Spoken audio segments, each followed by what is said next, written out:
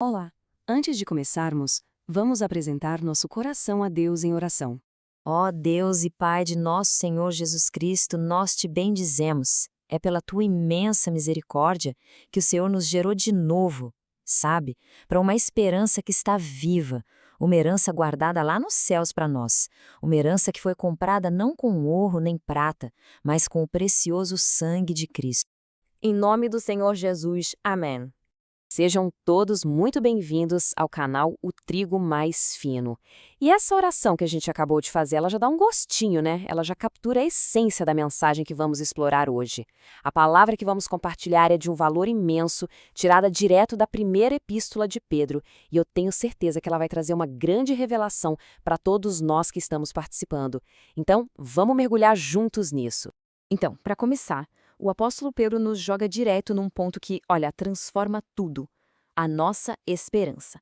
Mas veja bem, não é uma esperança qualquer, é uma esperança viva. Esse é o verdadeiro fundamento da nossa fé. E olha que interessante esse termo, esperança viva. Por que viva? Porque ela é dinâmica, ela pulsa, ela tem energia. Ela não está ancorada em coisas que mudam, em circunstâncias, mas sim num Salvador que está vivo, que ressuscitou dos mortos. É uma certeza que não pode ser abalada nem mesmo pela morte, como a gente lê lá em 1 Pedro capítulo 1, versículo 3. E essa esperança viva, ela nos garante uma herança. E esse contraste aqui é simplesmente brilhante. Pensa só, de um lado a gente tem as heranças do mundo. Por melhores que pareçam, elas estragam, se contaminam, com o tempo elas simplesmente desaparecem. Mas do outro lado, olha só a nossa herança celestial. Ela é incorruptível, incontaminável e imarcessível, ou seja, ela nunca, jamais perde o seu brilho. Ela está segura, guardadinha lá nos céus. Ok, agora a gente entra num assunto que, vamos ser sinceros, muitas vezes é difícil de encarar: o sofrimento. Pedro não foge desse tema. Pelo contrário, ele dá um novo significado.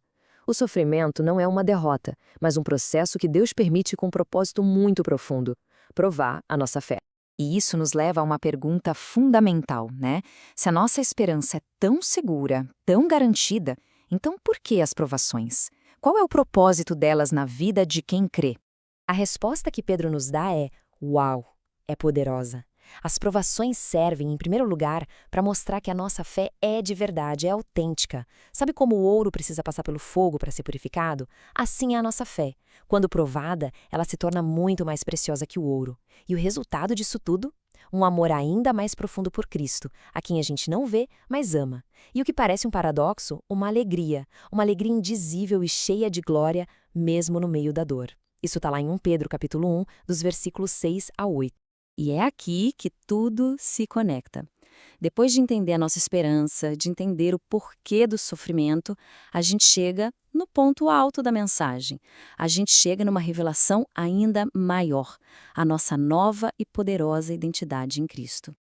Então, a grande questão é essa: no meio do furacão, no meio das dificuldades, quem nós realmente somos?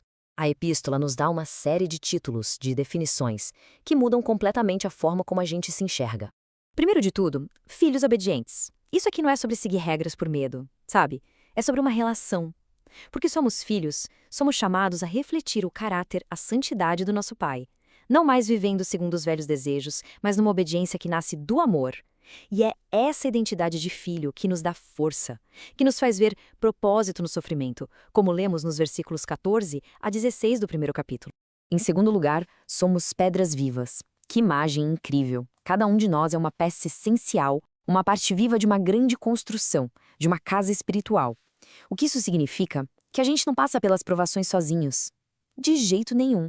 A gente faz parte de uma comunidade, de um corpo que está sendo construído sobre Cristo, a nossa pedra fundamental, a pedra de esquina que sustenta tudo e todos.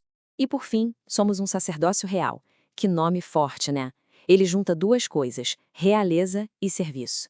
Isso nos dá uma missão, mesmo no meio do sofrimento.